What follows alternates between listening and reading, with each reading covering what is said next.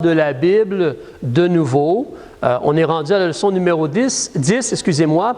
On est autour des années 1800, 1850, presque 1900, donc vers le tournant du siècle. Et puis, comme je mentionnais tantôt, nous sommes ensemble ce matin. On se réjouit qu'on a les bonnes paroles de notre Seigneur, qu'on peut connaître son amour envers nous. Et j'ai des bonnes raisons de croire que vous aimez vraiment le Seigneur et sa parole. Vous aimez le Seigneur et sa parole, son message, ses vérités, ses encouragements. Donc, cette semaine, là nous sommes dimanche, le premier jour de la semaine, on est ensemble, on regarde la parole de Dieu. Que dirais-tu si cette semaine, pendant que nous étions occupés à travailler, quelqu'un a décidé de venir avec une paire de ciseaux ou un couteau, un canif, et il a coupé et enlevé des choses de la Bible. Il a décidé d'enlever des parties de la Bible. Peut-être pas un livre au complet, parce que là, ça serait trop évident. Mais peut-être certaines parties, dans des endroits peut-être qu'on lit un peu moins, ou des endroits qu'on lit un peu. Est-ce que tu accepterais que quelqu'un prenne devant toi une paire de ciseaux et coupe des choses de la Bible, enlève des choses de la Bible? J'ai beaucoup de raisons de croire que tu dirais « touche pas à ma Bible ». Ne touche pas à la parole de Dieu. C'est pourquoi, justement, comme on l'a mentionné plusieurs fois, mais par amour pour Dieu, pour son œuvre, par amour pour vous, pour toi, et par souci d'aider les gens, on parle de ce sujet-ci, on veut montrer la réalité de ce qui est vraiment devant nous. C'est des choses qu'on peut voir avec nos yeux, c'est des choses qui sont là. Donc, tantôt, je vais mentionner cela de nouveau, mais j'ai entre les mains maintenant l'Évangile de Jean et Actes des Apôtres, en français et en anglais, tous les endroits où il y a des mots qui ont été enlevés. Alors, on parle encore de plus de 50 mots, plus de 80 mots qui ont été enlevés dans ces livres-là dans la Bible, quand on parle des Bibles modernes. Et spécifiquement dans le livre Actes des Apôtres, on a enlevé des versets. Dans le livre Actes des Apôtres, dans certaines Bibles, on a enlevé des versets. Alors, on va reparler de cela tantôt, mais l'autre fois, ensemble, nous avons parlé d'un monsieur, alors je vais essayer de retrouver ici. Donc, voilà, on va agrandir un peu. Nous parlons surtout des choses en français, mais nous avons parlé l'autre fois d'un monsieur qui s'appelle Louis II. Monsieur Louis II. C'est un de ceux qui a agi pour nous donner une nouvelle Bible. Il faut bien comprendre, avant ce monsieur-là, nous avions la Bible entre nos mains, en français, d'accord? Nous avions la Bible entre nos mains, même en allemand, en italien, en anglais, mais nous parlons présentement en français. Nous avions la Bible entre nos mains avant ce monsieur-là, mais ce monsieur-là a décidé de faire une nouvelle version de la Bible, de retraduire, de remettre ensemble la Bible. Il faut comprendre ce qu'il a fait. Il a fait une nouvelle version de la Bible. Il n'a pas pris la Bible pour juste changer un peu le langage qui a changé avec les années. Non, il a fait une nouvelle version de la Bible. Et nous avions vu ensemble, quand il a fait sa version de la Bible, au début de la Bible, tu as la préface de l'auteur. Il t'explique pourquoi il a fait ce qu'il a fait. Et on a vu ensemble, permets-moi de juste changer de nouveau.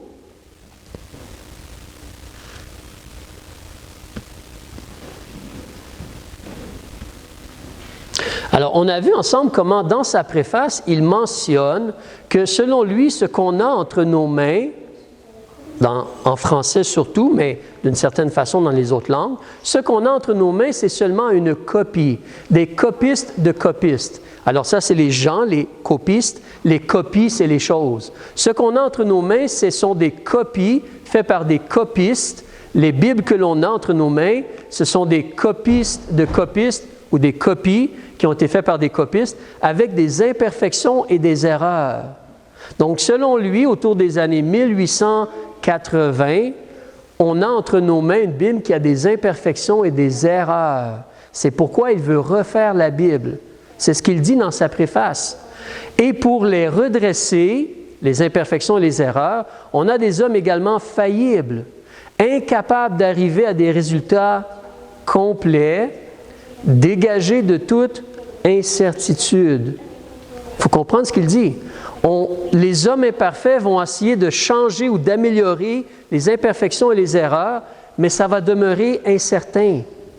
Nous ne serons jamais certains de ce qui doit être dans la Bible. C'est comment ils voient les choses. Parce que c'est toujours des copies. Et lorsque tu fais des copies, tu te rappelles, je te parlais dans le passé de l'idée de le jeu du téléphone. Lorsqu'on répète une phrase à quelqu'un et qu'on le répète à d'autres personnes et à d'autres personnes, alors si on place 10 personnes en ligne et moi je répète une phrase et ça se répète jusqu'au bout de la ligne, rendu à la fin de la ligne, la phrase elle est déformée parce qu'on ne porte pas attention les êtres humains. Alors, on utilise cette illustration-là pour parler que dans la Bible, c'est la même chose. On ne peut jamais être certain. Donc, les gens le voient comme cela ou l'approchent comme cela, certaines personnes. Il ajoute qu'en 1707, un monsieur anglais de l'Angleterre, un monsieur Mill, après une immense labeur, constatait déjà l'existence de 30 000 variantes pour le Nouveau Testament. Bien des noms célèbres mériteraient d'être cités à côté du sien. Il continue. Alors, j'ai justement tout le complet de sa préface. Je vous donne des parties, mais si vous voulez lire toute la préface, je peux vous remettre une copie de sa préface. C'est disponible, hein, ce n'est pas caché ou rien. Donc, jusqu'à ceux de Lachmann, Trégelès et Tischendorf. Donc, M. Tischendorf, on va en reparler tantôt, eux, ils ont associé leurs travaux aux travaux de leurs devanciers. Ils ont imprimé chacun des éditions critiques. Par critique, on veut dire qu'on va changer des choses. Donc, des éditions critiques. Leur but, c'est de ramener le texte grec, c'est le Nouveau Testament qui est écrit en grec, de ramener le texte grec, sinon à son état primitif, du moins à une pureté relative. Comprenez ce qu'il dit? On a perdu le texte primitif. On n'est pas sûr ce que Paul a écrit aux Romains. On n'est pas sûr ce que Matthieu a écrit aux Jean. On doit retrouver ce texte-là. Sinon, on va arriver à une pureté, ça va être mieux que ce qu'on a, mais on n'aura jamais le parfait. Ça, c'est l'opinion de cette personne-là et de ces gens-là. C'est leur opinion, c'est une idéologie, c'est une croyance. C'est une croyance. Et c'est pour ça qu'ils font de nouvelles Bibles. C'est la raison, c'est le but derrière cela. C'est le but derrière cela. Donc, quand tu considères ceci, tu veux garder en tête, très important, il y a une fausse idée. Il y en a plus qu'une, mais une fausse idée, la première, on a perdu les écrits primitifs de Dieu. Avec les années, on a perdu les mots de Paul quand il a écrit ses épîtres. Il faut essayer de retrouver quelque chose de plus vieux, plus proche dans le temps de M. Paul. On a perdu cela. C'est l'idée. Deuxième fausse idée, on va utiliser d'autres manuscrits que les croyants n'ont pas acceptés pour retrouver les écrits de Dieu. Je vais en reparler plus tantôt. Mais nous avions la Bible. Nous avons la Bible. Mais eux veulent prendre autre chose pour essayer de retrouver supposément ce qu'on a perdu et retourner vraiment les écrits de Dieu, les retrouver. Ça, c'est une deuxième fausse idée. Une troisième fausse idée, on n'est pas certain. De la façon qu'il parlait, hein? Pas de certitude. Une pureté relative. Il y a des gens, quand ils parlent de ces choses-là, ils te disent encore, j'aimerais qu'on ait les mots que Paul a dit. Comme si on n'a pas les mots que Paul a dit. C'est leur perception, leur opinion. C'est un mensonge qu'ils ont cru. Alors, on ne sera jamais certain de ce qui doit être dans la Bible. On ne sera jamais certain. Parce qu'avec les années, on n'est plus sûr de... On n'est plus sûr. Vous savez, quand on vieillit, quel âge on a? On n'est plus sûr de l'âge qu'on a, n'est-ce pas? Sérieusement. Alors, mais... Donc, il y a ces choses-là. Alors, il y a 3 erreurs. Donc, quand on revient justement à M. Tischendorf, on va regarder ici. Ah, ça c'est l'autre. Désolé. Voilà. Alors, donc, ici, c'est une photo, mais c'est tiré de l'Internet sur Wikipédia. J'ai déjà expliqué que je n'ai pas très confiance en Wikipédia. Pourquoi je vous montre des fois Wikipédia? C'est pour vous démontrer que ce n'est pas moi qui invente les choses. C'est connu et mentionné par d'autres personnes. Donc, M. Tischendorf, alors, ce monsieur-là, il a vécu un petit peu, en même temps que Louis II, mais il est mort avant. Alors, il a vécu autour des années 1815 et 1874.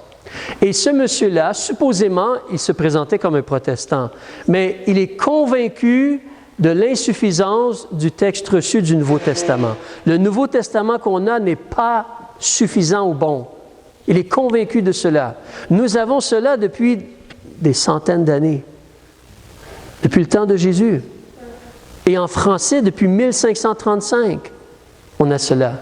En allemand, 1525, si ma mémoire est bonne, ou 1515, je crois que c'est 1525 de mémoire. Mais Martin Luther a fait la Bible en allemand, a mis cela ensemble. Mais lui, il est convaincu que ce n'est pas suffisant.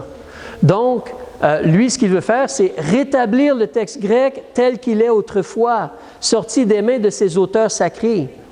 Ce n'est pas moi qui le dis. Même les autres gens le disent. C'est ce que lui voulait faire.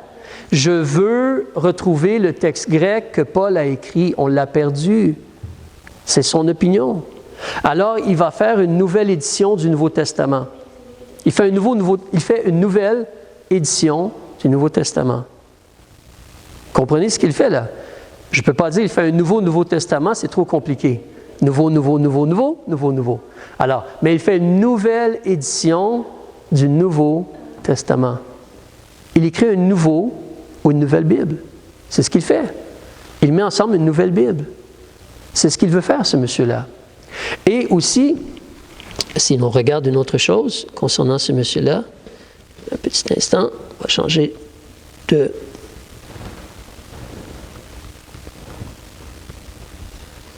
Alors, ce monsieur-là, donc, qu'est-ce qu'il fait? Autour de 1869, le couronnement de son œuvre, c'est le Nouveau Testament, ou Novum Testamentum Gracia Editio Octavia Critica Major, c'est en latin, mais il fait un Nouveau Testament en 1869, une nouvelle édition du Nouveau Testament. Et remarquez bien qu'il dit, les gens disent, dans laquelle, le travail qu'il a fait, il donne une très grande place, même trop grande, aux variantes du texte, du Codex Sinaiticus. On va reparler de cela dans un instant. Mais même les gens le disent, qu'il s'est trop basé sur la mauvaise chose ou sur une chose en particulier. Mais il a fait cela, ce monsieur-là. Donc lui, il ne croit pas qu'on a le Nouveau Testament. Il faut le remettre ensemble. Il fait une nouvelle édition du Nouveau Testament. Il fait cela. Alors, voilà. Maintenant, entre toi et moi, si on parle de vieux documents, tantôt on parlait de manuscrits. Quand on parle de vieux documents, on a le terme manuscrit. Qu'est-ce que ça veut dire un manuscrit? Manuel. Manuscrit veut dire quelque chose qui est écrit à la main. Nous savons tous que Xerox, les photocopieuses, les imprimantes, ça n'existait pas auparavant. Tout était écrit à la main. Tout était écrit à la main. Donc, lorsque je trouve un vieux document écrit à la main, on va appeler cela un manuscrit. Un manuscrit. Et quand tu parles des manuscrits, tu peux considérer deux choses. Il y en a peut-être plus que deux, mais deux choses importantes. Tu vas entendre le mot des fois des papyrus. Ça n'a rien à voir avec les Russes ou la Russie. Papyrus, c'est parce qu'en Égypte, tout près du Nil, il y avait une plante qui poussait, le papyrus. On utilisait cette plante-là, comme on utilise aujourd'hui des arbres pour faire du papier. On utilisait le papyrus pour en faire un genre de papier et des rouleaux. On pouvait écrire. Des fois, on écrivait sur des peaux d'animaux, mais on écrivait aussi sur le papyrus. Et donc, on nous dit que, justement, quand tu trouves un papyrus, c'est-à-dire un morceau de papier comme cela, où il y a des parties de la Bible écrites dessus. On va appeler cela un papyrus, comme avec des écrits de la Bible. Et selon des choses qu'on voit sur l'Internet, en 2021, ils en avaient trouvé autour de 141 Il faut se comprendre, des fois, c'est une partie de page. C'est un petit morceau de rien. Peut-être des fois, c'est une page entière, mais des fois, c'est vraiment un petit morceau de page. Où tu vas voir des écrits en grec ou en latin peut-être, et souvent, je pense que c'est en grec, et puis là, tu vas dire « Hey, ça, c'est un verset dans la Bible. » Alors, ça semble être peut-être quelque chose en rapport avec la Bible. D'accord? Ensuite, tu as un autre mot qui est utilisé, tu as le mot « codex ». C-O-D-E-X. Codex. C'est le mot en latin pour dire un livre. Alors, quand tu trouves juste des papiers, on va dire papyrus. Mais si tu as beaucoup de papiers ensemble ou même reliés ensemble, on va appeler cela un codex. Un codex. Alors, et c'est là que si tu reviens ou tu regardes avec M. Tischendorf et le Codex Sinaiticus, c'est que justement, donc lui, il a choisi d'utiliser deux nouveaux documents, des vieux documents, des codex. Il a choisi d'utiliser deux nouveaux documents pour faire une nouvelle édition du Nouveau Testament en grec. Et ensuite, ce que les gens font, c'est qu'ils prennent ce que lui a fait, puis on le traduit en français, en allemand, en italien, en espagnol. Et là, on a des nouvelles Bibles qui ne disent pas la même chose, qui ont des différences. Alors, mais lui, il a pris deux nouveaux documents que les sauvés n'utilisaient pas ou n'ont pas utilisés. On nous dit dans l'histoire, et ça c'est documenté sur l'Internet aussi, qu'il aurait eu le droit, parce que c'est un chercheur, il aurait eu le droit d'aller au Vatican, et au Vatican, il a vu justement un document, il a appelé cela, avec le temps, cela a été appelé le Codex Vaticanus, comme le livre du Vatican. Alors c'est des documents, c'est comme une Bible ou une partie de Bible, et on appelle cela le Codex Vaticanus, comme je disais. Les experts, supposément, disent que cela date du 4e siècle après Jésus-Christ. C'est très vieux, donc ça doit être très bon, parce que c'est très vieux. Mais entre toi et moi, quelque chose qui sort du Vatican, est-ce que cela peut vraiment être considéré comme fiable et bon? Mais ensuite, ce même monsieur-là, il a continué, parce que lui, il cherche le Nouveau Testament. Il ne l'a pas. Donc, il cherche des vieux documents pour remettre cela ensemble, puis décider ce qui va être dans le Nouveau Testament, selon son expertise.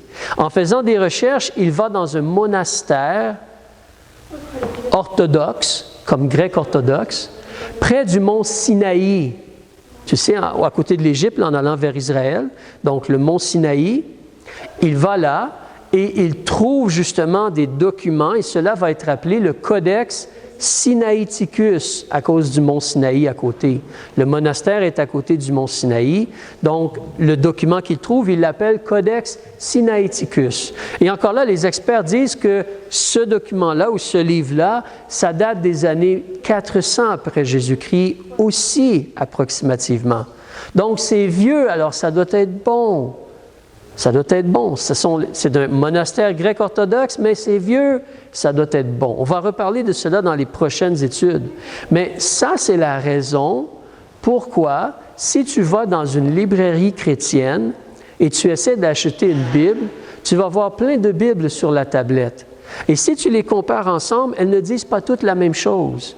Je ne parle pas que des fois, il y a des adjectifs qui sont différentes, où la phrase, elle est changée. Je ne parle pas de cela. Je parle de mots enlevés, de phrases enlevées, de versets enlevés. Ici, comme exemple, je vais vous les remettre tantôt. Et si tu regardes en français, dans l'Évangile de Jean, il y a 23 mots manquants dans la Bible Louis II. 23 mots qui sont enlevés et plus. Dans le livre Actes des Apôtres, il y a en français 60 mots qui sont enlevés dans le livre Actes des Apôtres. Quand tu regardes en anglais, dans certaines Bibles, c'est pire encore. Ça dépend vraiment quelle Bible, jusqu'à quel point la personne qui travaille décide de faire des changements. Mais dans l'Évangile de Jean, dans la Bible NIV en anglais, New International Version, il y a 40 mots manquants dans le livre de Jean. 40 mots. Et dans le livre Actes des Apôtres, dans la New International Version, il y a 120 mots qui sont enlevés. 120 mots qui sont enlevés. Plusieurs phrases sont enlevées. et changés même dans leur signification. Et 2 versets sont complètement enlevés du livre Actes des Apôtres. Complètement enlevés du livre Actes des Apôtres. Donc, on parle de choses enlevées. On ne parle pas d'utiliser des mots différents pour expliquer quelque chose. Ça, on peut faire cela. On a différents mots, différents adjectifs, mais on parle d'enlever des mots et des phrases complètement que Dieu nous a donnés. Alors, mais ça, c'est très sérieux. Donc, tu as comme M. Tischendorf, tu as M. Louis II, ce sont des gens qui ont une foi différente, une croyance différente. Ils ont pris des documents supposément vieux, qui viennent de l'Église catholique, qui viennent du Vatican ou qui viennent d'un monastère grec orthodoxe, et ils produisent un nouveau texte pour le Nouveau Testament. Et c'est pour ça qu'on a des Bibles avec des centaines de mots qui sont enlevés, des phrases qui sont manquantes, des versets enlevés. C'est pour ça qu'on a cela devant nous. C'est sérieux, mais c'est de là que cela vient. Des gens comme cela qui ont cru cela et qui ont fait la promotion de cela. L'erreur qu'on a perdu la Bible, l'erreur qu'on doit retrouver la Bible, l'erreur qu'il faut qu'on ait des documents plus vieux. Et en réalité, ce qu'ils ont fait, ils ont pris les documents de l'Église catholique. Mais en réalité, les gens sauvés ont déjà rejeté la Bible catholique, la Vulgate, ça fait très longtemps.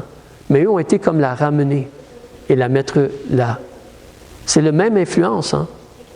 La même influence. Regarde avec moi dans ta Bible, s'il te plaît, en Apocalypse, chapitre 21. Apocalypse, chapitre 20, j'ai dit 21, je crois que c'est 22, désolé. Apocalypse, chapitre 22.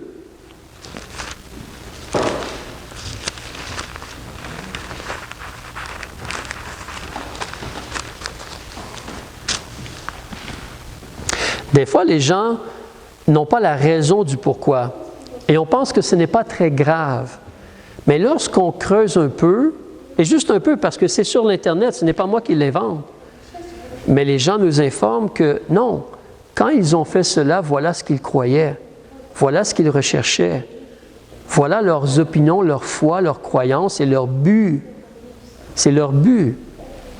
Donc, leur but est mauvais, leur croyance est mauvaise, leur raison est mauvaise. Ce sont des mensonges qu'ils ont crus, qui les ont amenés à faire des choses, et ensuite on nous présente quelque chose qui a été produit à cause de mensonges.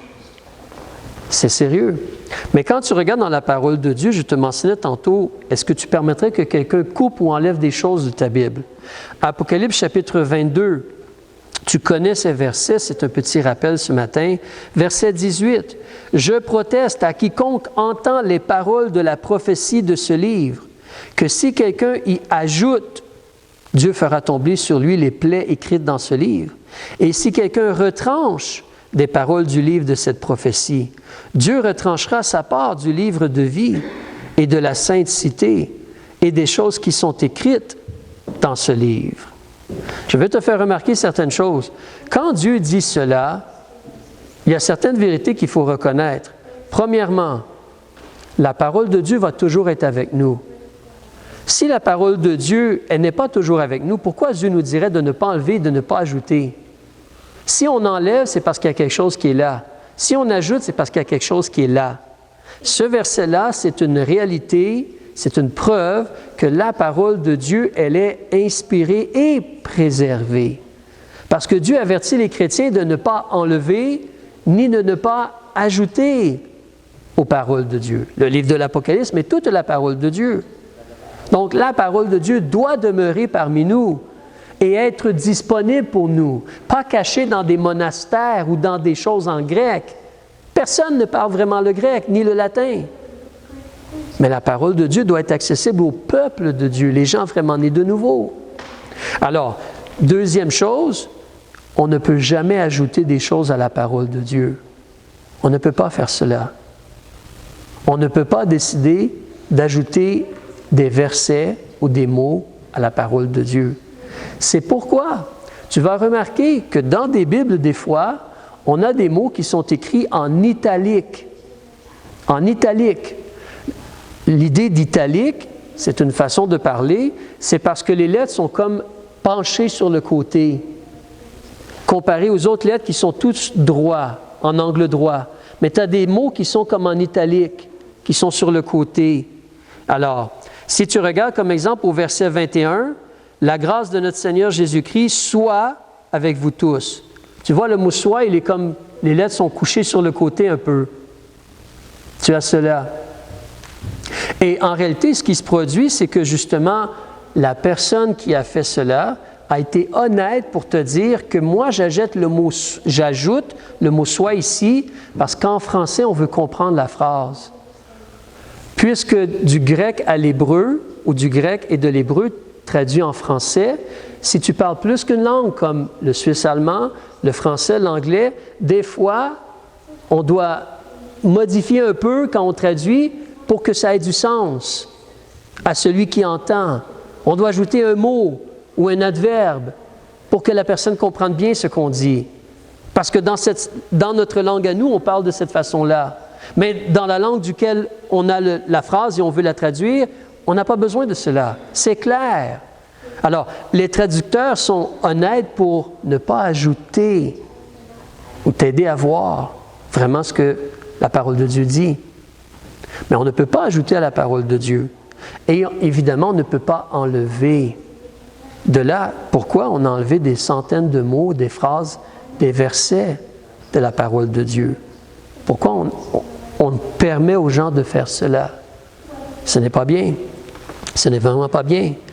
Alors, n'oublie pas, en résumant, les erreurs que ceux qui nous ont donné ces nouvelles Bibles-là, les erreurs qu'ils ont crues, l'erreur du fait qu'on n'est pas sûr de ce qui va être dans la Bible.